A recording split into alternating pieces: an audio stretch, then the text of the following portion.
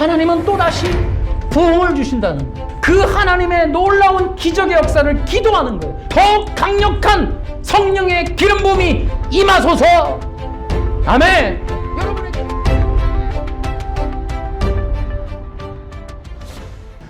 유럽의 근대 문명의 발전은 르네상스부터 출발한다고 그렇게 알려져 있습니다. 그 르네상스는 프랑스 말로 재생부활인데요. 고대 그리스와 로마 문명의 부활을 뜻했습니다. 그리스 로마 문명인데 이 속에 뭐가 있냐면 바로 플라톤과 아리스토텔레스의 철학 사상이 있었습니다. 그런데 그들이 말했던 여러 가지 사상들은 바로 이 지중해 연안에 있었던 영지주의를 바탕으로, 그것을 바탕으로 뭘 했냐면 인본주의 철학을 발전시켰어요.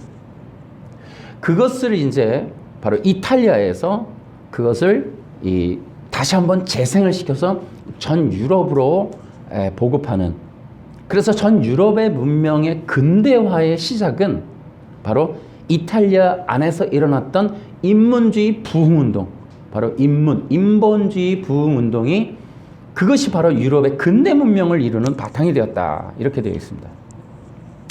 그러니까 유럽의 근대 문명, 사상, 철학, 교육, 모든 분야, 과학, 모든 분야의 시작이 그 바탕에는 고대 그리스의 인본주의가 깔려 있고, 그것이 유럽의 근대화를 재촉하는, 촉발시키는 결정적인 것이었다, 이렇게 되어 있습니다.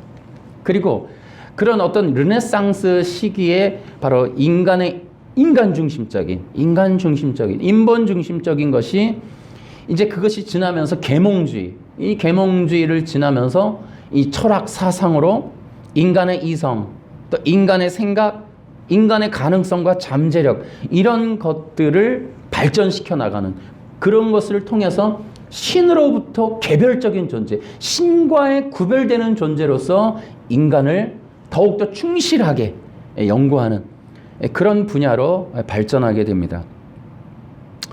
그런데 이제 그 계몽주의를 지나면서 인본주의의 정점을 찍는 충격적인 일이 벌어지는 것이 바로 1882년 즐거운 지식이라고 하는 책이 발간이 돼요. 이것이 누구냐? 바로 니체라는 거예요. 그 책에서 여러분 그 인터넷 가보면 그 자세한 내용들이 나와요. 이런 어떤 문구들이, 오늘은 제가 그걸 말하진 않겠습니다만은 거기서 이렇게 얘기해요. 신은 죽었다. 신은 죽었다. 이렇게 선언을 했는데 바로 이 선언 하나가 그 유럽의 문명과 세계 문명의 커다란 전환점을 맞이하게 한다는 거예요. 놀라운 것은 바로 그렇게 이 니체가 선언했던 이 신은 죽었다라는 것이 이 모더니즘의 끝이고 포스트 모더니즘의 시작이다, 이렇게도 얘기하는 부분이 있습니다. 그래서 이 니체 이후에 철학자들이 너도 나도 이제 신의 죽음을 노래하는, 신의 죽음을 이야기하는 그런 흐름들이 있었고요. 근데 그것이 기독교로 가서 기독교 안에서 놀라운 건 뭡니까? 신의 죽음학, 바로 사신신학이라는 것이 등장을 하게 돼요. 그래서 이 니체의 얘기는 바로 이 신학과 문화, 이 세속, 이 모든 통념들 속에서 신을 제거하는, 기독교 내에서 사신신학이 신관을 없애버리는 놀라운 일들이 벌어지게 돼요. 그래서 여러분 사신신학을 찾아보시면 거기엔 누가 있을까? 어떤 사람들이 역할을 했나 보면 대표적인 게 이제 알타이저라는 사람이 나오고요. 가브리엘 바하니안, 이런 사람들이 있고요. 여러 신학자들의 이름 나오는 중에 유독이 우리가 유명한 사람이 하나가 나와요. 바로 폴 틸리가 그 역할을 강력하게 했다라고 나옵니다. 그들의 신학은 신의 죽음학이라고 하는 것인데, 이것이 이제 1950년대, 60년대에 아주 강력하게 나타났다가 사라졌다 그래요.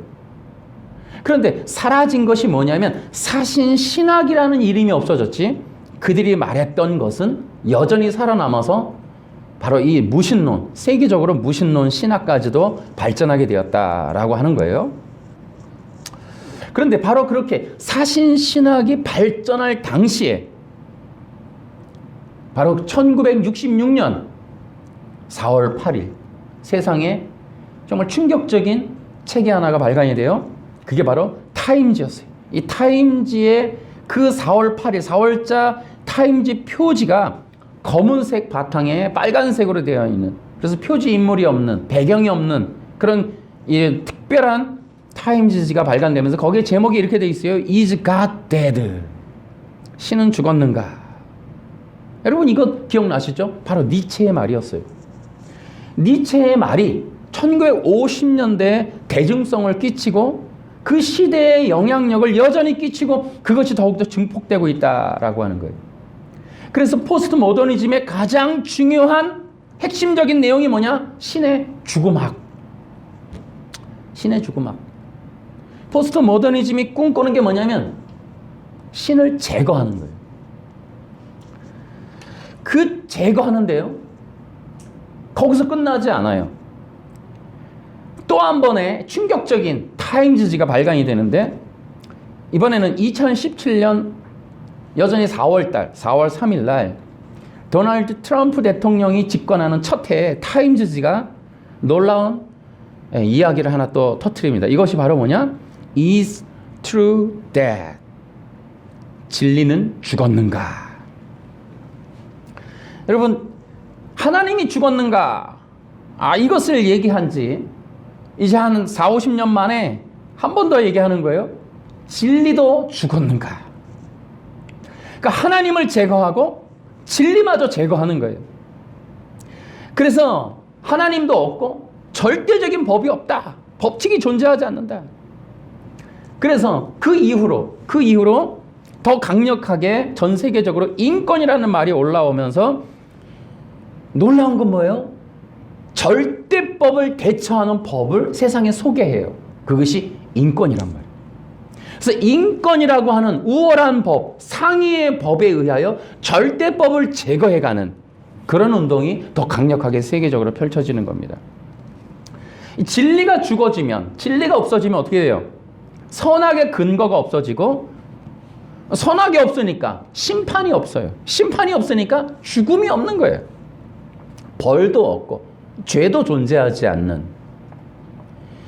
여러분 아까도 얘기했듯이 니체가 철학자. 근데 어떻게 해요? 신학의 영향을 받아요. 여러분 이런 타임즈 하나는 그 시대를 상당하게 상징하며 시대를 앞서가며 시대적인 영향력을 끼쳐요. 이 이후로 신학계가 또 한 번 요동을 치는 거죠. 그러니까 어떻게 돼요? 지금 이제 여러 가지 종교적인 어떤 그런 컨셉들이 이제 영상이나 많은 책들이 있는데요. 여러분 그들은 이렇게 얘기해요. 과연 성경은 진리인가? 성경을 믿을 수 있는가? 이런 얘기를 해요. 그들의 담론이 그래요. 그러니까 무엇이 중요하냐면 인권. 인권이 뭐예요? 사람의 행복인 거예요. 사람의 행복을 위해서 그 절대적인 법도 바꿔가는 거예요. 그런 것들이 이제 세계적으로 운동이 펼쳐지는 거예요. 그러다 보니까 어떻게 돼요, 여러분? 절대자가 없어요. 절대자가 없고 심판자가 없고 주관자가 없어요. 그런 상황에서 절대법도 제거해 놓으니까 이제 인간이 주체가 되는 거예요. 뭐? 선악의 주체가 되는 거예요. 그러니까 인간의 선악의 주체인데 뭐라고 얘기하냐면 그들은 이렇게도 얘기해요. 모두가 행복한 법은 없다는 거예요. 왜? 상대적인 법만 남았으니까. 절대법이 없어지니까 상대법이 남은 거예요. 중요한 게 뭐예요? 내가 행복한 거예요, 그때부터. 모두의 행복이 아닌 거예요. 이것이 현대 포스트 모더니즘의 심각한 내용이다라는 거예요. 여러분, 미국이 어때요? 현재 모습이. 여러분, 이런 거예요. 신도 제거하고 말씀도 제거한. 그래서 기독교가 어떻게 돼요? 신관이 흐려지고 절대적인 기준이 없는. 그러니까 상학론이 펼쳐지는 거예요. 긍정의 힘. 또 아름다운 언어, 적극적인 사고방식. 인간의 생각, 이성적인 판단 이런 걸로 절대법이나 하나님이 다 대체가 돼버리는 거예요. 그 결과가 어때요? 여러분 너무너무 재밌어요. 미국이 어떤 나라예요? 우리 청교도 국가라고요? 여러분 냉철하게 기억을 하셔야 돼요. 신의 죽음을 얘기하고 그들이 진리를 절대법으로 인정하지 않은 지금 그 미국은요, 기독교 박해 국가입니다. 아세요? 여러분 동성애자 반대하면 목사 잡아가요. 여러분 지금 찬양이나 이런 것들이 가정 바깥으로 소리가 나가면 그 경찰에 고발당해서 잡혀갑니다. 성경을 소지하다가 걸려도 밖에서 성경을 소지하다 걸려도 그거 법에 걸려요. 우리나라 그래요? 안 그러잖아요. 찬송소리 밖에 나간다고 우리가 경찰에 안 잡혀가요. 성경을 들고 다닌다고 경찰이 왜 안 잡아간다고요? 미국은 그렇다니까요. 노방전도가 금지된 지는 오래됐습니다. 우리 지금도 찬양해요. 밖에서. 안 돼요. 미국은. 여러분 지금 미국이 심각한 기독교 박해 국가예요. 자유로운 종교 활동하기 어려워요. 교회들을 임대 주지 않는 그런 분위기로 가고 있어서 교회들이 설 자리가 없어요. 공간을 얻지를 못해요. 그러니까 우리가 뭐 미국에 대한 어떤 환상은 깨야 된다. 미국의 신학 대단하게 모으면 안 된다. 그래서 그들이 기침만 해도 우리는 여기서 대단하게. 여러분 마이클 샌들 교수가 그 정의란 무엇인가를 썼는데, 여러분 미국 내에서 정의란 무엇인가라는 책의 판매량이 10만 권, 한국에서 200만 권. 여러분 미국에서는 마이클 샌들 교수를 모른다는 거예요. 여러분 한국에서 마이클 샌들의 정의란 무엇인가 모르는 사람이 심지어는 연세대 노천극장에서 강의하는데 꽉 찼었다는 거예요. 빈자리가 없어서. 미국에서는 있을 수도 없는. 왜 이렇게 정의에 목마른가? 그거에 대한 영상이 있더라고요. 그러니까 한국은 유독이 이 문제에 심각하다는 거죠. 여기에 민감하다는 거예요. 그러니까 이제 이런 부분들이 미국과 한국의 문화가 굉장히 차이가 있다는 걸 여러분이 아셔야 돼요. 근데 미국에서 조금만 말하면 한국에서는 대형 프로그램으로 제작되어서 보급되어서요. 기독교가 청교도라는 이름으로 맹신하고 맹목적으로 받아들인단 말이에요. 여러분 우리 대한민국에서 가장 유명한 게 뭐예요? 웨스트민스터예요. 여러분 웨스트민스터 신학대학 그러면 끔뻑한단 말이에요. 한국에서는 모두가 그냥 암암리에 암묵적인 동의를 해버려요. 대단한 곳. 거기서 와서 무슨 강의를 해도 어떤 말을 해도 그냥 맹신인 거예요. 그들이 말하는 능동순종에 대해서 우리는 맹신하는 거예요. 그들이 말했으니까. 여러분 기억하셔야 돼요. 신은 죽었는가? 진리도 죽었는가? 우리가 지금 너무 모르죠. 그러나 미국은 그렇지 않아요. 그러니까 우리가 이것이 세계적인 흐름이라는 것을 기억할 필요가 있어요. 근데 여러분 우리가 금방 타임즈 표지를 봤는데 여러분 이 말이 낯설지는 않아요. 그죠? 우리는 어디에서 이 말이 시작됐는지 우리는 누구나 알아요. 이것은 에덴 동산에서의 이야기라는 걸 잘 알아요. 여러분 에덴 동산에서 사탄은 인간에게 너도 하나님이 되라고 얘기해요. 지난주에 얘기했죠. 니체는 신이 죽었다. 1882년에 신이 죽었다라는 얘기를 하고 이 사람이 50살에 죽는데 말년 10년을 정신병원에서 지내요. 근데 그 사람에 대한 기록이 니체의 책을 내가 한 2권 읽었는데 안티크라이스트랑 근데 짜라투스라도 있는데 거기에 보면 설명서가 나와요. 거기에 뭐라고 되어 있냐면 니체가 신은 죽었다 그러고 나는 신이다 그러고 길거리를 술 취해서 막 다니면서 막 소리친다 그래요. 그래서 사람들이 저 미친 사람이라고 다 얘기하고 그래서 정신병원에 감금이 돼요. 신이 죽었다라고 얘기한 이유 이게 참 니체가 그걸 원했을까? 이 세상 문명이 이렇게 자기 말 한마디가 영향을 끼쳤을까? 알았을까 싶은데 결국 그는 어쨌든 간에 신은 죽었다. 자기가 신이라는 얘기를 하고 싶었던 거거든요. 근데 이것을 하여튼 딱 잡아갖고 그냥 이 포스트 모더니즘이다 하고서 그냥 세상을 이렇게 흘러가게 하는. 여러분 그러나 그것은 선악과 언약에서 우리가 들었던 얘기예요. 선악과 언약에서 사탄은 네가 신이 되라는 거예요. 여러분 네가 신이 되라는 거는 뭐라고요? 하나님이 없다라는 거예요. 하나님이 너도 하나님이 될 수 있다라는 거예요. 누구나 하나님이 된다는 거예요. 그러니까 너도 신이 되라는 거예요. 단 선악과를 먹으면 뭔가 신이 될 만한 요소가 있다라는 거죠. 지금도 이거 찾으려는, 지금도 선악과 찾는 거예요. 영양가가 있는, 내가 신이 될 수 있는 어떤 요소들, 이걸 찾는 거예요 지금. 그래서 인간 자체가 신이 됐다. 이게 뭐예요? 하나님을 떠나는 거예요. 하나님을 떠난다는 건 뭐예요? 신이 되고, 신이 된다는 건 왕이 되고, 왕이 된다는 건 내 법이 생기고, 법이 생기기 때문에 왕국이 있고, 내 왕국을 내 생각대로 통치가 가능하고, 내 왕국에서 내 법이, 내 말이 심판의 기준이 돼서 통치하기 때문에 죽음도 없는 거죠. 심판도 없고 죄도 없는 거죠. 이것을 아담에게 넌지시 알려주었죠. 바로 그것, 신이 된다. 그래서 절대적인 하나님의 법을 떠나게 해요. 여러분, 우리는 이제 스토리를 다 알고 있습니다.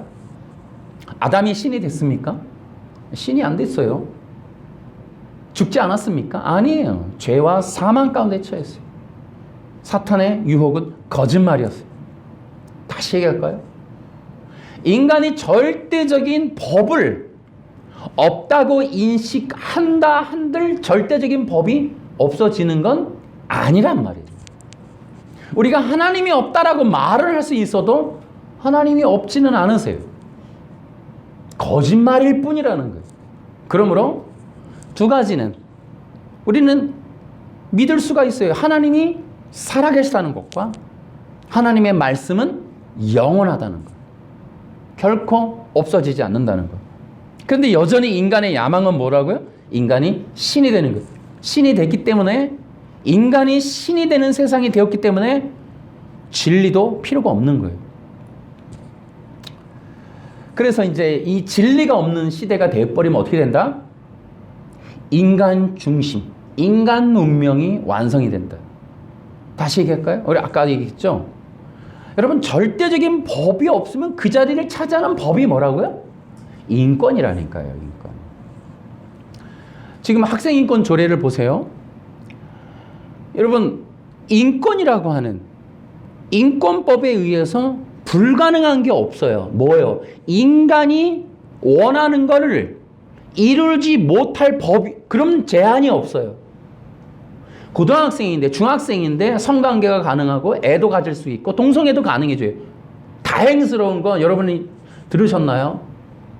군대 내 동성애에 대해서 다행히 얼마 전에 대한민국 법원이 불법이라고 얘기했습니다.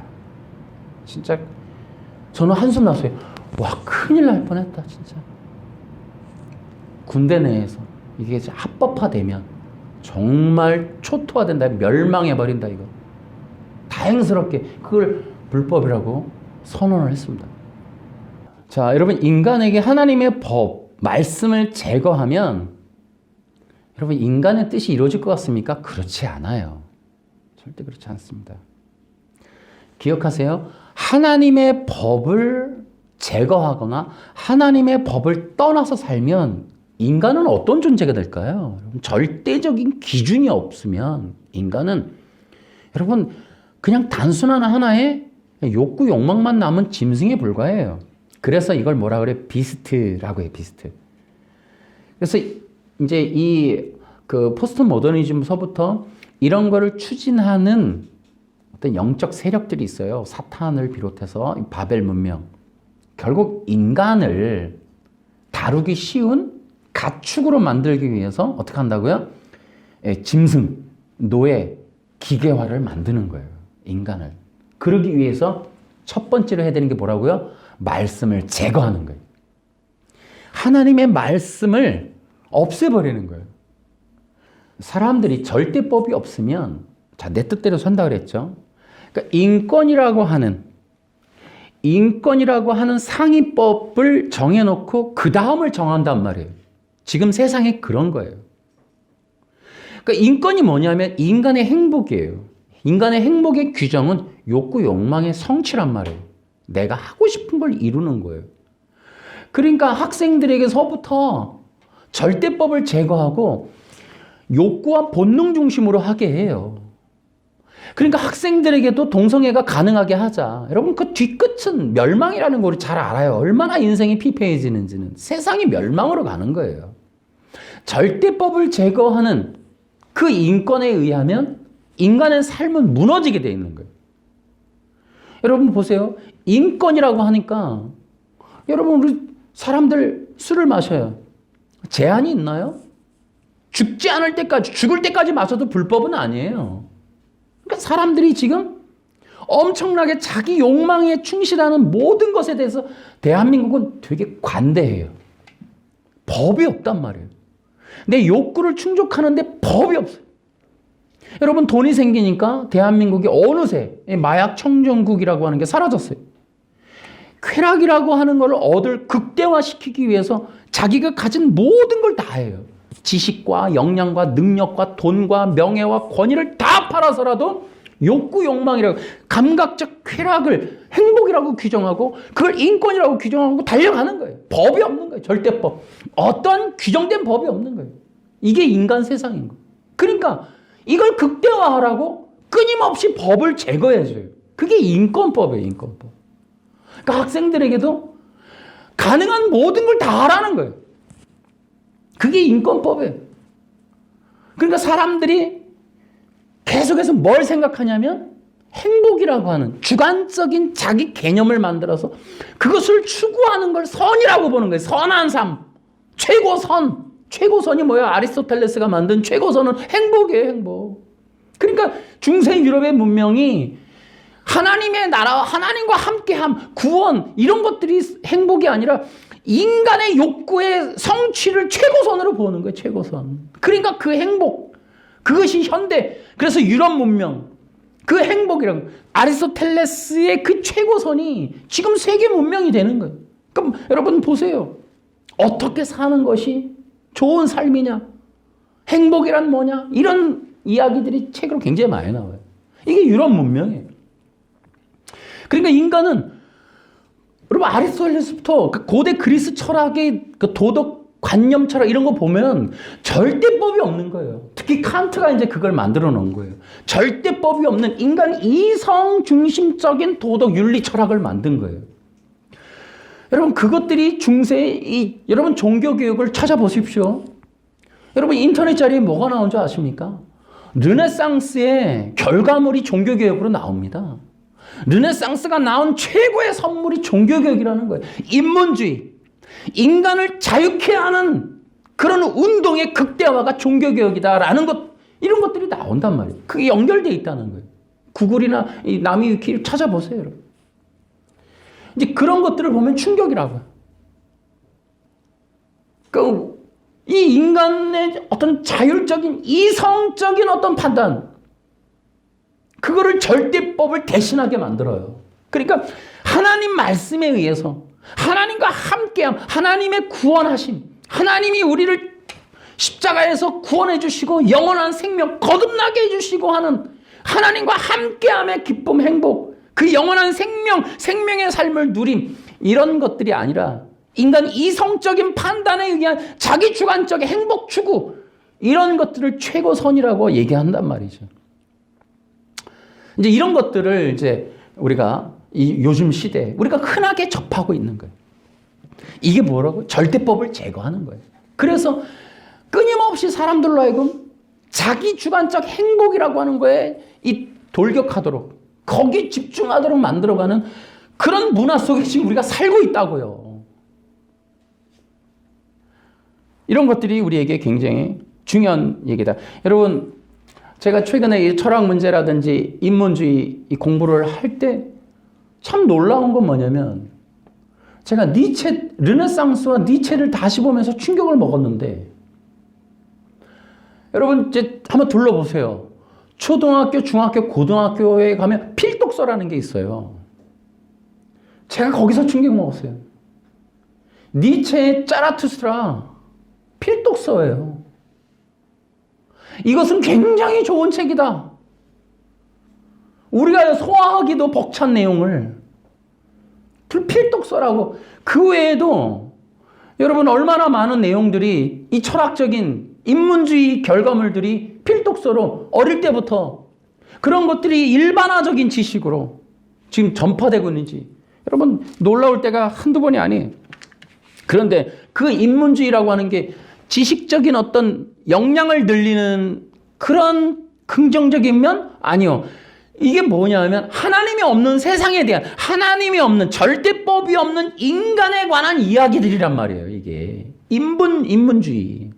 그러니까 어릴 때부터 여러분 기독교 교육이라고 하는 게 주일날 한 번이지만 아이들이 의무적으로 성공하기 위한 사회적 기반을 세우는 기초 학문에는 여러분 인문주의가 들어가 있다고요. 하나님 없는 세상, 절대법을 제거한 인간의 그 행복이라고 하는 최고선이 기초적으로 깔려 있고 세워진단 말이에요. 그러면 어떻게 해요? 나중에 하나님의 말씀과 충돌이 나는 거예요. 복음을 듣는데 방해가 되는 거예요. 영적인 진이 형성이 되는 거예요. 방해물이 되는 거예요. 그러니까 공부라고 하는 학문이라고 하는 것이 복음과 충돌이 나는 그런 과정을 거치게 돼요. 그러니까 뭐가 이겨요, 여러분? 당연히 아담도 이기잖아요, 아담이. 응? 뛰쳐나가 버리죠. 못 막죠. 여러분, 인간의 욕구를, 본능을 이길 만한 건 없어요. 그 굉장히 놀라운 거예요. 그러니까 계속해서, 그러니까 요즘 시대에 뭐예요? 교회가 꼭 절대야? 아니, 목사가 뭐, 교회가 뭐 그런 게 다야? 성경이 뭐, 이제 계속해서 사람들은 그럴 수밖에 없는 그 자리로 가는 거예요. 절대적인 기준들을 다 제거해 가는 거예요. 지도자와 권위자와 어떤 부녀관계 또 부부관계 어떤 관계성을 다 난도질하는데 의로운 관계에 대한 개념이 서지지 않도록 권위자와 그 하나님과 그 왕과 백성, 아버지와 자녀의 이 의로움의 관계를 다 박살내버리는 거예요. 그래서 당대당, 개인 대 개인, 동등함 이런 걸로 인권이라는 걸로 다 영적인 의로움의 관계를 다 분쇄해서 개념을 다 흩어버리는 거예요. 이런 세상이 지금 바로 지금 이 시대 문명을 형성하고 있다. 여러분 그래서 우리가 해야 될 게 있어요. 이제 그럼 첫 번째 따라해볼까요? 말씀을 지키자. 아멘. 신앙생활이 뭐예요? 말씀을 지키는 거예요. 아멘. 여러분 여러분 성경 말씀을 단순히 여러분의 도구로 들고 다니는 게 아니에요. 따라서 해볼까요? 성경을 진리로 지키자. 굉장히 여러분은 절대로 성경에 대한 의심을 가지면 안 돼요. 여러분 성경에 뭐 있어요? 세상은 하나님이 창조하신 거예요. 지금 무신론이 있고 진화론이 있고 여러분 이 모든 것들이 하나님으로부터의 근원성을 제거한단 말이에요. 우리는 하나님부터 안 왔어. 그러니까 뭐예요? 탈레스가 고대 그리스 철학의 시조 탈레스가 모든 인류의 근원은 물이야. 하나님으로부터의 근원을 제거하는 게 고대 그리스 철학이에요. 그러니까 하나님으로부터 끊임없이 제거하는 거예요. 뭐 연관성을 갖지 못하게 하는 거예요. 하나님하고 너하고 무슨 상관이야. 다 끊어놓는 거예요. 여러분 근데 우리는 기억하셔야 돼요. 인간은 하나님의 창조물이다. 이런 절대적인 기준들 온 세상의 주인은 하나님이시다 이 말이에요. 여러분 믿음이 뭐예요? 오늘 히브리서에도 나오듯이 하나님이 살아계신 것과 그를 찾는 자들에게 상 주시는 이심을 믿어야 할지니라. 우리가 역할을 그거예요. 그거. 말씀을 지키는 것. 성경 안에 있는 진리를 지키는 것. 아멘. 그것이 중요한 역할이 돼요. 하나님이 살아계시고 그 하나님이 세상을 창조했으면 인간은 그의 피조물이라는 거예요. 여러분 뭐라 그래요? 진화론. 여러분 영화나 드라마도 계속해서 인간의 진화론. 인간이 어디 뭐 아메바부터 시작을 했다. 원자부터 시작했다. 끊임없이 하나님이 아닌 어떤 다른 근원적인 것에서 출발했다라는 이야기들이 기초학문이고 고급학문인 것처럼 퍼진단 말이에요. 그러니까 이런 것들을 우린 기독교인들이 충돌이 날 수밖에 없어요. 지금 우리도 그렇게 살아왔으니까. 그러나 이제 우리가 성경을 믿고 구원받고 하나님의 자녀가 된 이상 우리는 이제 이걸 지키는 거죠. 세상은 하나님으로부터 출발했다. 세상 모든 근원은 하나님이시다. 아멘. 이런 것부터 단순한 정말 이 절대 진리를 우리가 지켜가는 역할, 그것이 우리에게 너무너무 중요하다. 그래서 기억하십시오. 하나님의 말씀을 읽는 자가 복이 있습니다. 하나님의 말씀을 지키는 자가 복이 있어요. 여러분 또 뭐예요? 그 말씀에 따라서 사는 자가 복이 있습니다. 할렐루야. 너무너무 중요한 이 시대가 세상이 하나님의 법을 초라하게 만들고 의심케 만들고 그거 아무것도 아닌 것처럼 비아냥될지라도 성도들에게 있어서의 역할의 중요성은 이런 세상이 모욕하고 모독하고 무시하는 성경이야말로 절대 진리임을, 영원한 진리임을, 영원한 하나님의 말씀이라는 것을 우리는 굳게 믿는 것입니다. 그게 기독교 신앙인 거예요. 누가 뭐라 그래도 Is true that? 진리는 죽었는가? No! 죽을 수 없어요. 영원한 거기 때문에 죽을 수도 없어요. 하나님이? 아니요. 우린 당당하게 이 시대를 돌파해야 돼요. 이겨내야 됩니다, 여러분. 이 포스트 모더니즘이다. 아니 그 이후에 이제 그 기사를 읽어보니까 어떤 분이 그런 말을 했어요. 타임스가 말하고 싶어하는 그 다음은 또 뭘까?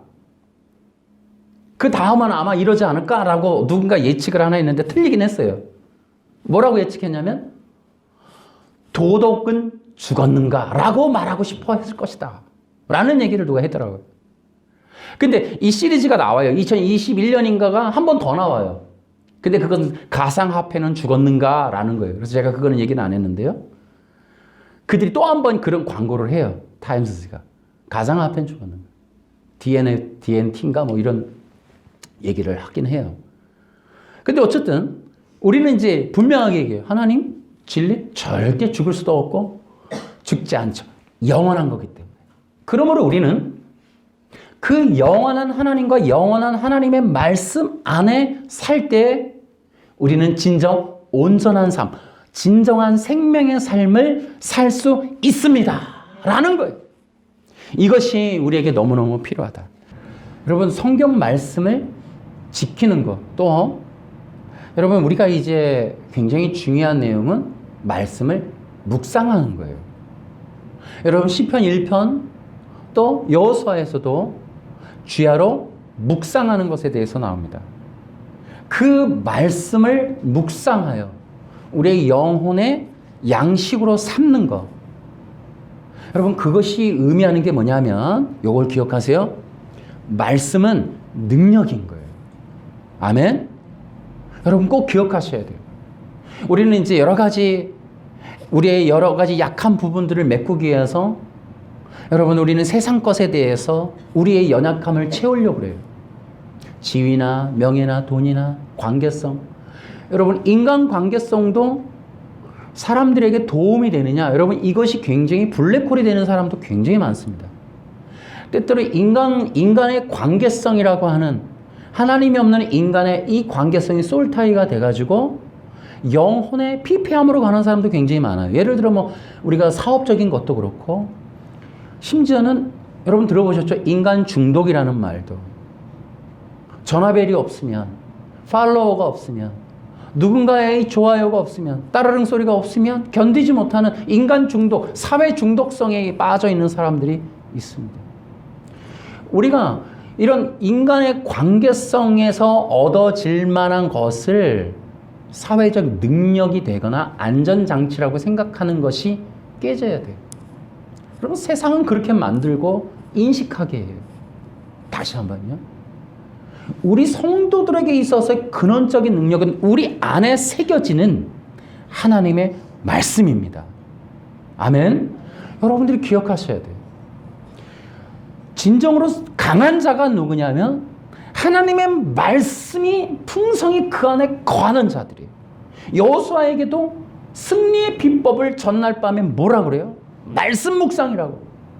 여리고성이라고 하는 인간적으로 보면 거의 바벨탑에 가까운 그 거대한 성을 이기는 비법이 놀랍죠. 하나님의 방법은 말씀 묵상이었어요. 인간에게 있어서 중요한 것이 바로 하나님의 말씀을 먹고 사는 거예요. 인간의 능력은 하나님의 말씀에 있다. 아멘. 이걸 기억하시란 말이에요. 그 말씀이 반드시 인간에게 필요해요. 자, 아시죠? 앞에서 우리가 시간 동안 뭐 했어요? 하나님의 말씀을 제거하는 문명에 대해서 우리가 굉장히 안타까워하는 탄식을 했습니다. 우리에게 있어서 굉장히 중요한 진리는 인간에게는 하나님의 말씀만이 절대적이라는 거예요. 이게 능력이고 호흡이고 생명의 양식이라는 거예요. 동의하십니까, 여러분? 이것을 기억하셔야 돼요. 다시 한번, 우리는 많은 시간, 많은 어떤 에너지를 통해, 힘을 통해 우리가 집중해야 될 거는 때때로 사람보다는 말씀이에요. 우리 속에 채워야 할 것들이 세상적인 것이 아니라 말씀이라는 거예요. 여러분, 우리가 솔루션 프로그램 많이 봐요. 우리가 보면서도 늘 공허한 건 뭐냐면 사실은 그것이 한계성이에요. TV나 어떤 박사들이 할 수 없는 건 하나님의 말씀으로 사세요를 못하는 거죠. 그 솔루션에 절대 들어갈 수 없는 건 절대적인 위안과 능력의 근원이 되는 이 하나님의 능력, 말씀이라고 하는 걸 넣어줄 수 없다는 것. 그것은 솔루션에 들어가지 않는다는 것. 우리 많은 사람들이 그런 걸 통해 우리는 그것들을 배우지를 못하는 거예요. 진정한 자녀들에 대한 솔루션 중에 중요한 건 뭐예요? 하나님을 인식하게 하고 그 말씀을 생명의 양식 삼아 먹게 하는 거. 이해되십니까, 여러분? 이 시대의 솔루션이 절대적인 게 없다는 거예요. 생각과 사고를 변화시키거나 행동, 교정, 훈련 프로그램 솔루션이 진행되는 것 외에 인간의 근원적인 것들을 바꿔낼 수 있는, 인간의 근원적인 말씀에 충만하게 되어지는 일들이 솔루션으로 없다는 거예요. 사회는 마치 그것이 없는 것처럼 얘기한단 말이에요. 세상에 수많은 사람들이 집중하는 프로그램에서, 기독교인들 다 부르는 프로그램에서 말씀이라고 하는 게 솔루션이 아니란 말이에요. 근데 우리는 잊지 말아야 돼요. 우린 그런 것에 눈이 현혹되면 안 돼요. 우리에게 중요한 교육의 핵심, 인간의 온전케 되어짐의 진리의 비결은 말씀에 있는 거예요. 우리 성도들이 잊지 말아야 되는 거예요. 그럼 미디어에 속으면 안 된다는 거예요. 하나님의 말씀이 능력임을 여러분이 믿으시기 바랍니다. 이것이 중요한 핵심이에요. 그 말씀이, 그러면 그 말씀이 뭐냐? 그 말씀이 뭐길래 힘이 되느냐? 첫째, 기억하세요. 성경의 말씀의 핵심은 신관 회복이다. 말씀의 중심에는 신간 회복이. 뭐라고요? 신간 회복이에요. 신간을 형성시켜주는 거예요. 다시요. 여러분, 말씀에 가장 중요한 첫 번째 우리가 잊어서는 안 되는 건 하나님이 누구이신가예요. 믿음의 대상, 나의 주인이 되는, 창조주가 되고 아버지가 되고 나의 왕이신 분을 인식하는 것, 그게 말씀이에요. 성경 교육에서 우리가 때때로 묵상 그러면 큐티, 오늘 내가 하나님이 나에게 주시는 말씀, 노 그게 아니고 우리는 성경을 읽어가며 성경 속에서 창조주를 기억하는 거예요. 성경의 이야기는 그분의 이야기예요. 성경이 여러분 내러티브로 기록되어 있습니다. 사서삼경 아니에요. 노노맹자처럼 기록되어 있지 않아요. 성경은 내러티브예요. 이 얘기는 하나님의 살아계심을 증명하는 하나님의 역사를 기록하고 있기 때문에 내러티브인 거예요. 하나님이 이 시대의 인간과 함께 펼쳐가는 하나님 나라의 역동성을 알려주기 위해서 내러티브로 기록되어 있는 거예요. 기승전결. 그러니까 이것들이 주목하게 하는 건 하나님이 이런 분이구나라는 거예요. 하나님에 대한 인식. 하나님이 누구냐에 대해서. 하나님이 창조주이시고 왕이시고. 그분이 이스라엘 역사에서 어떻게 해요? 자기 백성, 언약 맺은 백성들을 이끌어 가시는 주관적이고 일방적이고 주도적이신 분. 그리고 방어해 주시고 공급해 주시고 막아 주시고 돌보시는 그 하나님. 초자연적인 역사로 인도하시는 분. 그게 하나님이라는 거예요. 그걸 우리가 내러티브의 기록으로, 감동으로, 우리 안으로 그것이 새겨지는 거예요. 더 충격적인가? 그 하나님이 육신을 입고 이 땅에 오시는 거예요. 그분이 예수님이 하나님이라는 거예요. 여러분, 성육신의 교리만큼 충격적인 게 또 있을까요? 하나님이 육신을 입고 이 땅에 오세요. 여러분, 그것이 기름 부으심이에요. 하나님의 나라가 이 땅에 내려오시는 것, 하나님이 우리에게 찾아오시는 것, 이것이 기름 부음이에요. 충격 자체예요. 여러분, 우리가 동의했나요? 원했나요? 아니요. 하나님이 찾아오시는 거예요. 그래서 뭐라 그래요? 마태복음 1장에 자기 백성을 구원하러 오신다. 구원하러 오시는 거예요. 하나님의 나라가 이 땅에, 때가 참에 이 땅에 주도적으로 하나님의 역동성으로 내려오시는 거예요. 우리를 찾아오시는 거예요. 내러티브로 기록. 그 내러티브 속에 언약과 성취가 있어요. 하나님은 언약하시는 분이시고 그 언약을 이루시는 뭐라고요? 신실하신 하나님. 신실하신 하나님. 그래서 우리가 피조물인 우리가 어떡하라고요?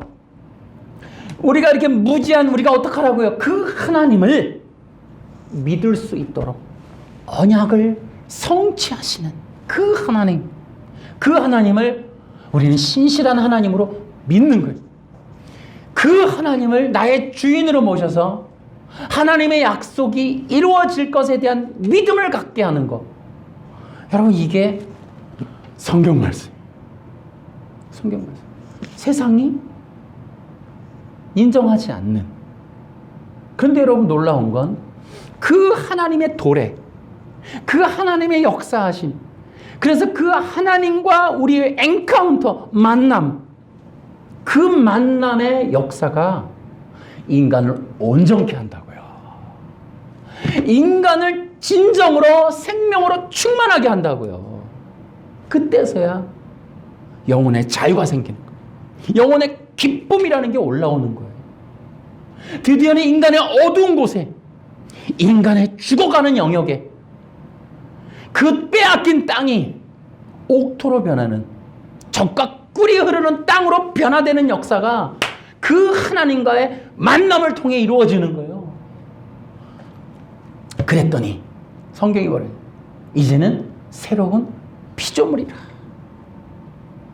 하나님과의 그 만남, 그 만남을 통해 우리의 영혼이 새로운 피조물이 되는 놀라운 역사의 변환점, 변화의 역사, 그것을 통해 우리가 진정 우리에게 계획된 하나님의 뜻이 이루어지는 온전케 됨, 영원한 생명의 충만함, 지상낙원, 결국 아리스토텔레스가 말했던 지상낙원, 겨우 인간의 행복에 말초신경 자극되어지는 그 손에 움켜쥐지도 않아지는 그 행복이라는 뜬구름을 잡으려고 인생을 보내게 하는 헛된 철학의 거짓말, 미혹, 유혹, 이런 것들에 속지 말고 진정 우리 인간의 온전케 되어짐이라고 하는 하나님의 영원한 생명, 그것을 받을 수 있도록, 그것을 누릴 수 있도록, 그래서 하나님과의 만남 속에 생명의 충만함을 성경은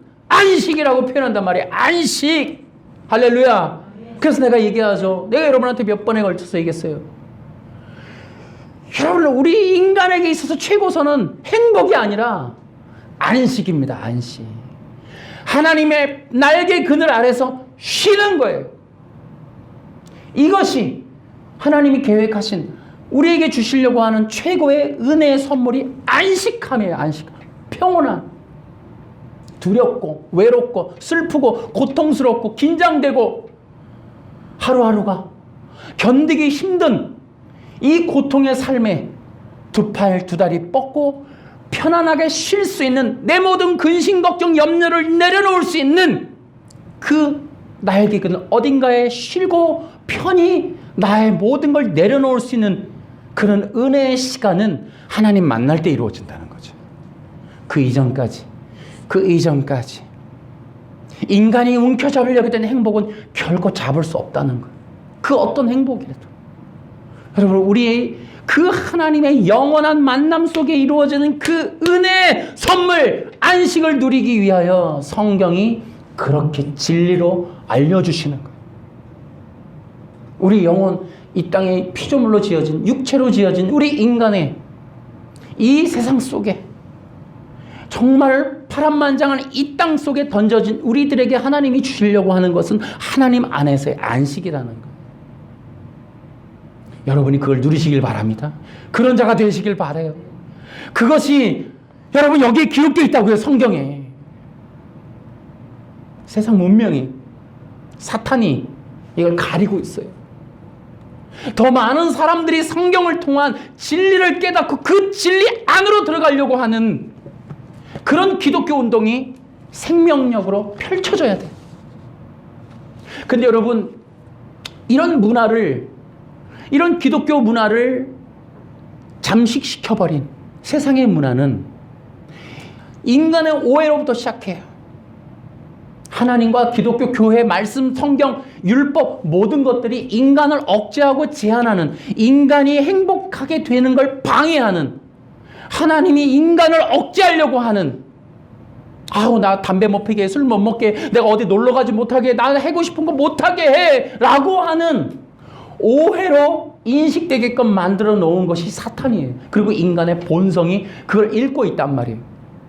그걸 날마다 노래한다고요. 본성이 법을 따라가지 마, 너 제한받게 될 거야를 끊임없이 내 몸속의 DNA가 노래한단 말이에요. 그래서 우리는 불편해해요. 그의 그 콜링하는 소리와 그분의 그 따스한 그 초대 마음들이 다 우리는 거부당한, 우리 본성이 거부해요. 그 교회에 예수 믿고 구원받으라는 소리는 너무 멀리 있는 소리지만 그 말씀이라고 하는, 예배라고 하는, 하나님의 그 은혜라고 하는 것들조차도 전부 부담스러워요. 기독교라는 게 부담스러운 거예요. 지금 시대가 그렇다는 거예요. 왜요? 그런 것들이 나의 행복을 가로막어가 돼버리는 거예요. 이게 시대적인 오해라는데 이것은 사탄으로부터 시작된 거예요. 그러나 기억하십시오. 다시 한번, 말씀은 우리를 자유케 합니다. 아멘. 여러분 보십시오. 자기 육체 욕망을 이루기 위해서 갔던, 간단한 예를 좀 더 쉽게 얘기하면, 여러분 마약이라고 하는 게 즐겁죠. 행복의 극대화가 될 수 있겠죠. 그러나 그 이유는 자유입니까? 여러분 묶임이에요. 어둠과 질병과 고통의 묶임이에요. 가난의 묶임이라고요. 우리는 끝없이 이 피부, 육체로 된 이 피부의 감각의 촉감을 행복이라고 착각하고 속아있는 삶을, 그걸 그 포장된 것들에 연연해져 있는, 심지어는 그걸로 영원한 생명력조차 거부해버리는 그런 안타까운 지경에 지금 처해 있는 거예요. 근데 하나님의 말씀은 뭐냐 하면 우리를 자유케 하는 거예요. 진정 생명 안에서 자유케 하는 거예요. 영혼의 자유를 주는 거예요. 아멘. 묶이지 않고, 어둠에 묶이지 않고, 우울에 묶이지 않고, 우리로 하여금 소외됨과 외로움에 묶이지 않고, 두려움에 묶이지 않고, 우리를 자유케 하는, 진정한 하나님이야말로 우리를 자유케 하시는 분이에요. 아멘. 그것을 우리가 깨어가는 거예요. 깨트려가는 거예요. 우리 속에서 그러한 종교의 진을 뜯어내야 그때서야 우리는 하나님의 말씀을 통한 능력을 맛보게 되는 거예요. 그 전에는 성경조차 바이블 코드로 인식해버려요. 암호화폐로 인식해요. 복 받는 방법으로. 아니요. 그래서 우리가 정말 영적인 이 전쟁을 치르는 이 과정이 너무너무 소중한 거예요. 다시요. 여러분의 생각과 인식과 선입견 뜯어내는 것이 여러분 영적 전쟁의 영역이에요. 그리고서 하나님의 선하신, 하나님은 우리를 묶으려고 그 말씀 주신 게 아니야. 우리를 자유케 하려고 주셨네. 하나님의 말씀은 우리에겐 생명이면 능력이구나. 그 말씀을 가까이 할 때 나에겐 자유함이 있구나 라고 하는, 하나님과 하나님의 뜻과 하나님의 계획에 대한 그 말씀에 대한 선하심에 대해서 드디어 우리가 오해된 걸 빗장을 풀고 받아들일 때 이 말씀이 능력이 되는 거예요. 아멘. 여러분 보십시오. 성경에 나를 믿는 자는 죽어도 살겠고, 여러분 우리는 예수 믿는 것으로 우리는 사망 권세를 이길 수 있습니다, 여러분. 어떻게? 말씀에 그렇게 기록되어 있잖아요. 그 말씀으로 우리의 영혼의 생명력이 강해졌잖아요. 손에 주먹에 힘이 들어가잖아요. 아, 우리는 예수 믿음 안에서 죽음을 이길 수 있는 거구나. 어디요? 말씀입니다. 다시요. 말씀은 능력입니다. 여러분에게 하나님이 항상 함께 하심으로 이 말씀보다 더 강력한 여러분에게 있어서, 우리에게 있어서의 능력은 더 이상 없어요. 여러분이 말씀으로 능력 삼아 사시기를 주의 이름으로 축원합니다.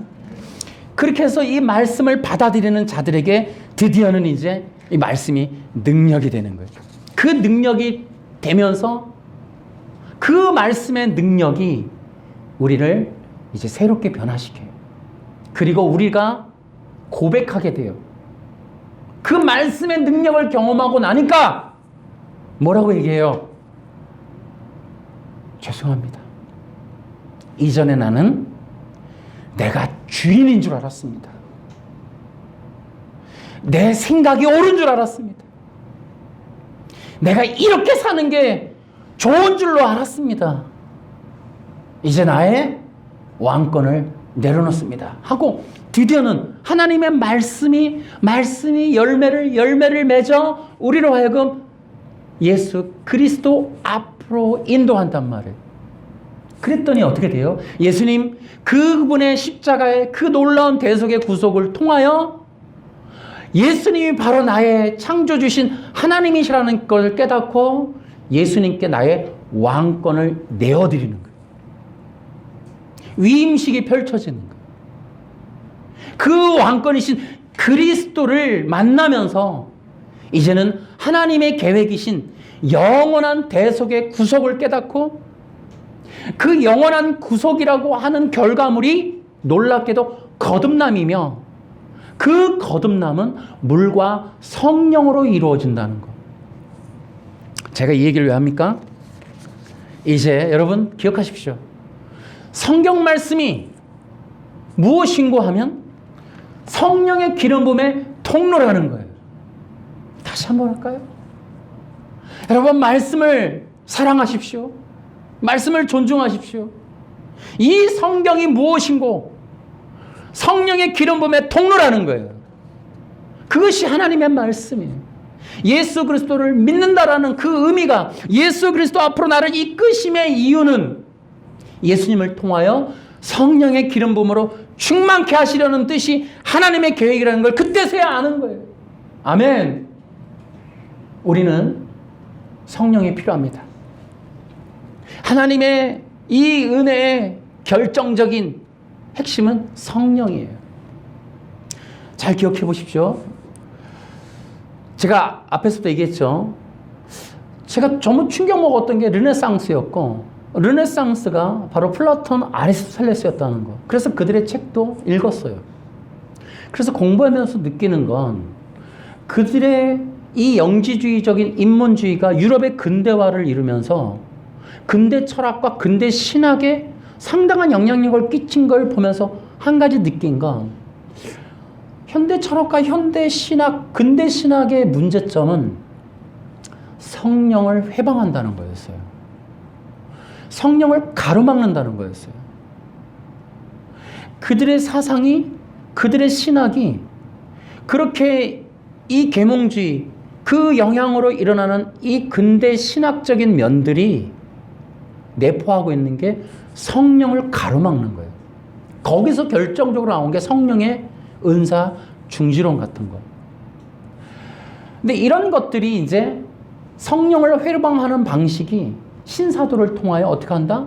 이제는 극단적으로 신비주의적 경향으로 나아간다는 거예요. 그 신비주의적인 경향이 뭐였냐면 어떤 신과의 접신을 통하여 뭐 한다고요? 인간이 또다시 신이 되는 길을 추구했던 것이 신적인 영역으로 상승할 수 있다고 주장했던 것이 신사도적인 그런 신비주의였어요. 그것들이 성령님의 기본적이고 너무 놀라운 이런 사역들을 방해하고 있더라고요. 온전케 되어짐. 성령님이 오셔서 우리를 하나님의 자녀의 권세로 이끄심, 그 기름 부음의 능력 안으로 우리를 이끄시는 걸 방해하는 것들이 저는 아리스토텔레스서부터 그들의 철학에서부터 발견되더라고요. 이런 것들을 따라가면, 이런 이야기들을 계속해서 가까이 하거나 그것이 신학으로 들어오면 이건 기독교 생명력이 정말 막힐 수밖에 없겠구나라는 것을 생각하게 되었어요. 여러분, 이제 하나님의 말씀은 우리에게 능력이 돼요. 그 능력은 우리에게 성령으로 충만케 되어지는 거예요. 제가 이 성령 충만이라는 말 대신에 사용하고 싶은 말은 성령의 기름 부으심입니다. 이 기름 부음이 우리 안에 들어올 수 있는 건 바로 이 말씀을 통해서요. 하나님의 말씀이 온전케 되어지고 세워질 때 우린 더욱더 성령으로 기름 부음 받는다는 거예요. 이제 여러분, 마지막 시대가 되었습니다. 이제 두 가지가 더욱더 이제 강력하게 우리 주변에서 펼쳐지게 될 거예요. 첫째는, 여러분 보십시오. 신관이 흔들리게 돼요. 하나님이 살아계신가? 하나님의 존재성에 대한 의심도 들어오고, 또 하나가 뭐냐 하면 말씀에 대한 절대성에 대한 의심으로 여러분을 흔들어요. 지금 시대가 그래요. 성경만이 진리라고? 아니야. 성경을 살펴보니까 그렇지 않아. 여러분, 제가 그 영상들을 지켜보면서 그렇게 쳐보니까 기독교를 비판하는 영상 중에서도 여러분 굉장히 많아요. 김강남 씨도 있고, 또 오강남도 있고, 도올 김용호 아십니까? 여러분, 이 사람은 아예 기독교에 대한 얘기가 도를 넘어가요, 비판이. 정말 예수님을 비판하고, 정말 기독교, 성경 안에 있는 모든 기적과 이적에 대한 이야기들을 정말 설화, 가짜, 만든 거, 조작된 거, 전부 그렇게 해서 성경을 완전히 그냥 분해해버립니다. 그 외에도 되게 많아요. 근데 여러분, 제가 그런 것들을 얘기하는 이유는 조회수가 많다는 거예요. 몇십만씩 찍어요. 그 이유는 뭐예요? 영향력이 있다는 거예요. 그들을 구독하는 자가 있고, 그들의 이야기를 정말 신빙성 있게 듣는 자들이 많구나라는 거예요. 그런 것들을 듣고 있으면 성경은 정말 동화책에 불과하게 되더라고요. 믿을 수 있는 대상이 아닌 거예요.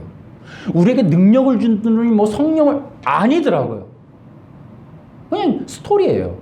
그것도 저 초등학교 아이들이나 읽을 법한 정말 신화적인 얘기로 다 그냥 아예 그렇게 분해를 해버려요. 저는 약간 조금 이렇게 방어적으로 여러분이 그런 거 아니에요, 성경은 그렇지 않아요를 넘어서서 이제 우리가 그런데 변증도 할 수 있어야 돼요. 겨우 여러분에게 성경을 묵상시킬 정도의 권면 때문에 이런 얘기를 하는 게 아니고 시대적인 흐름을 막아야 하는 영적 전쟁 때문에 얘기하는 거예요. 여러분, 이런 것들이 흐름이에요. 못 막아요. 우리가 여러분, 지금 인권법이 학교에서 이렇게 횡행할 줄 알았습니까? 동성애가 TV 문화를 장악할 줄 누가 알았습니까, 여러분? 못 막아요, 흐름은. 우리가 이것을 이겨내야 될 뿐더러 싸워야 한다고요.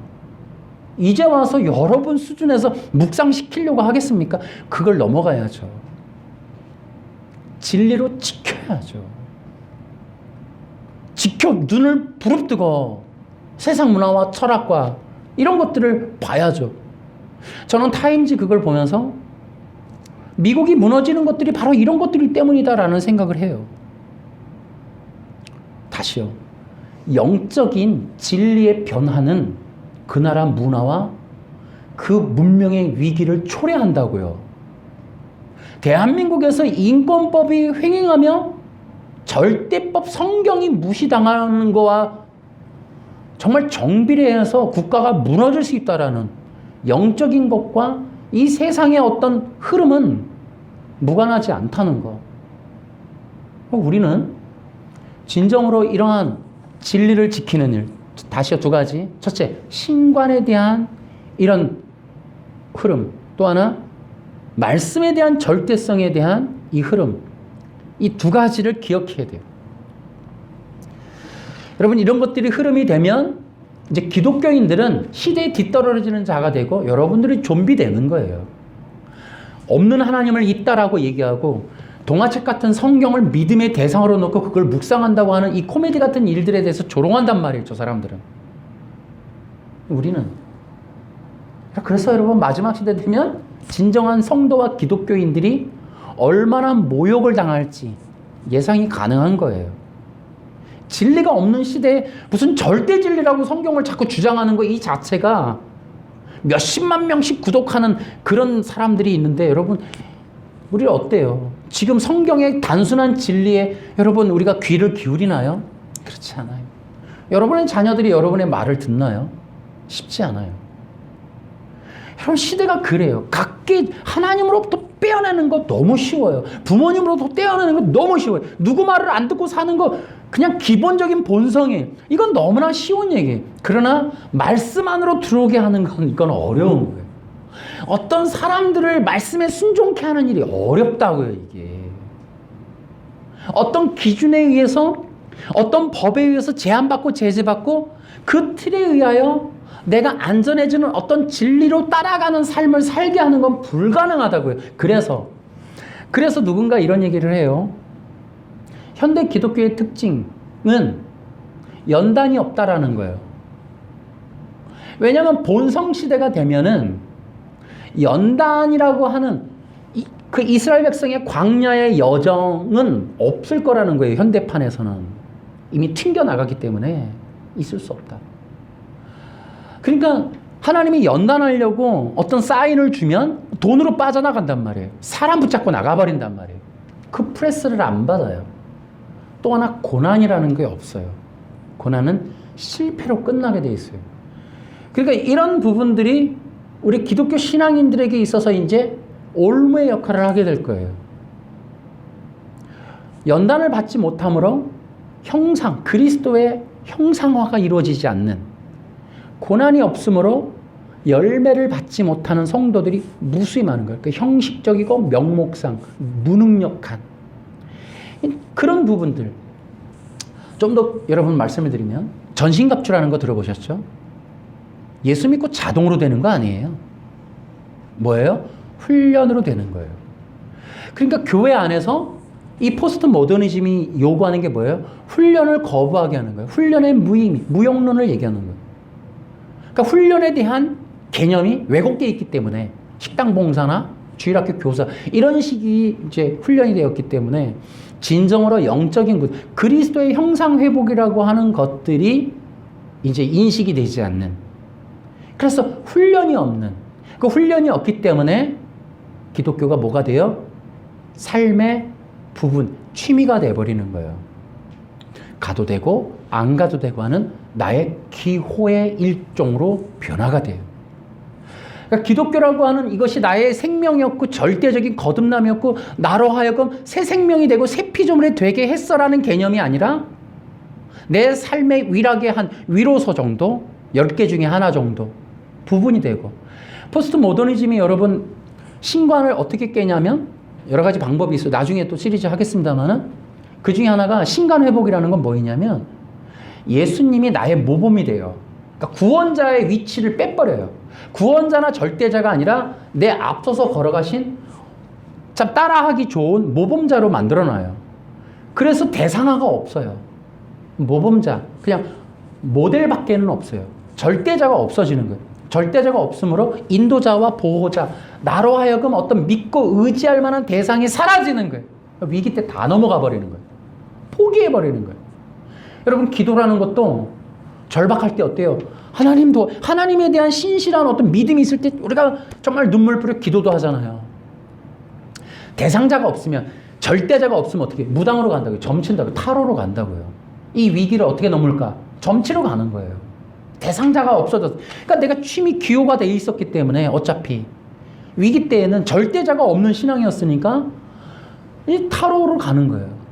나의 절박함을 어떻게 이걸 도울 수 있을까? 어떻게 해결할까? 그러니까 계속해서 자기 기호대로만 계속 찾아가는 거예요. 그 중에 하나가 교회인 거죠. 이래서 연단도 없고 고난도 없어요. 이제 여러분들이 굉장히 중요한 사람들이에요. 이제 남겨진. 그래서 이제 저는 마지막 시대 성도들의 특징은요, 그런 거예요. 여러분들의 입술에서 터져나오는 기도가 내가 아닌 거예요. 그럼 뭐냐 하면 성령의 기름 부으심을 부르짖는 거예요. 아멘. 여러분이 그렇게 되길 바라요. 그러니까 성령으로 충만케 되어짐, 성령 안에서 온전하게 세워짐, 그 성령으로 인하여 어떻게 하라고요? 하나님의 나라의 일원으로 온전케 서지는 것, 그거를 소망하게 되는 거예요. 그 성령의 기름 부음이 왕 같은 제사장의 그 자리를 견고하게 지키게 한단 말이에요. 이 일들을 위해서 여러분들이 구하는 기도가 달라져요. 그 여러분들이 돼야 된다는 거예요. 저는 확신하는 게 있어요. 뭐냐면은 아까 얘기했죠. 세상 문화, 타행지의 그 흐름. 하나님을 제거하고 진리를 제거하고. 근데 그게 시대마다 사상의 표징이었고 나라 운명의 변화의 영적 기류의 사인들이었어요. 근데 이런 것들이 물밀듯이 밀어와서 결국 우리가 지느냐? 아니라는 거죠. 하나님은 가만 계십니까? 그러면 하나님이 하시는 일이 뭘까요? 그게 바로 부흥인 거예요. 부흥. 시대마다 하나님께서 하시는 하나님의 역사를 우리는 표현할 때 부흥이라고 부르는 거예요. 부흥. 하나님은 또다시 부흥을 주신다는 거예요. 우리는 기도하는 거예요. 그 하나님의 놀라운 기적의 역사를 기도하는 거예요. 그게 우리가 마지막 남은 자손들이라는 거예요. 그게 하나님 나라의 백성들의 특징이에요. 그러니까 여러분들과 나의 입술에서 무슨 기도가 터져요? 성령으로 기름 부어주세요. 저는 그걸 기도하는 거예요. 그래서 세상의 물결이 강하다고요? 아니요. 우리가 기도해야죠. 더 강력한 성령의 기름 부음이 임하소서. 아멘. 여러분의 개인적인 거 당연하고요. 저와 여러분뿐만 아니라 교회 공동체 위에 우리 지금 남은 자들 영적인 보이지 않는 영적인 교회들 머리머리 위에 그 기름 부음이 강력하게 임하게 해달라고 기도하는 거예요. 세상의 문화가 흐름이 강하다고요? 아니요. 지금 하나님의 역사도 강력하게 일어납니다. 하나님이 마지막 시대 일들을 이루고 계신 그것을 우리가 신뢰하는 거예요. 신뢰하는 거. 하나님은 역사하신다. 하나님이 도우신다. 이것에 대한 신뢰감, 하나님이 하나님이심을 기억하며 그분의 뜻이 더 활성화돼서 이루어질 걸 기대하는 거예요. 그걸 바라보고 기도하는 거죠. 그 시대를 통찰하는 거예요. 그게 우리의 역할인 거예요. 그래서 끊임없이 성경의 말씀을 붙들고 세상의 영적인 진들, 종교의 진들을 대항해서 싸워가는 거예요. 여러분 온전히 서서 기도하십시오. 성령의 기름 부음을 기도하십시오. 하나님 나라의 임재를 기도하세요. 그 나라가 부흥으로 충만케 되어지는 변화되는 그런 것들을 기도하십시오. 우리가 함께 기도합시다. 그래서 이 시대가 어찌하든지 우리가 승리할 걸로 믿으십니다. 그것이 하나님의 약속이에요. 우리는 이겨낼 거예요. 우리는 반드시 승리할 겁니다. 우리의 힘으로? 아니요. 우리는 능력이 없어요. 우리 하나님의 강권하시는 그 역사가 우리를 승리로 이끄실 겁니다. 그러므로 여러분, 저는 또 계속해서 기도할 거예요. 하나님, 우리 성도들 성령으로 충만케 해주세요. 성령의 기름 부음이 이곳에 충만하게 부어지도록 우리 주님 역사해 주시옵소서. 그것만이 우리에게 희망이다. 하나님은 반드시 이 일을 이루실 것이고 우리는 거기에 쓰임받게 될 것이고 우리는 그것을 위해서 계속 헌신하면 또 우리가 할 일은 뭐예요? 절대적으로 예배자의 자리를 빼앗기지 않는, 아담이 실패가 그 제단을 비워버리는, 사사기의 끝은 레위기 족속 박살내버리는, 왕이 없으므로 완전히 레위기 족속 초토화시키는 것이 사탄의 역사죠. 여러분, 마지막 시대에 중요한 건 제단이에요. 제단을 지켜야 돼요. 하나님의 예배 제단을 지켜야 돼요. 그 예배 제단에서 예배자들을 빼내는 것이 사탄의 역사예요. 성령의 기름 부음 안에 끝까지 하나님께 영광의 예배를 드리는 귀한 성도들 되시기를 주 예수님의 이름으로 축원합니다. 박수로 하나님께 영광.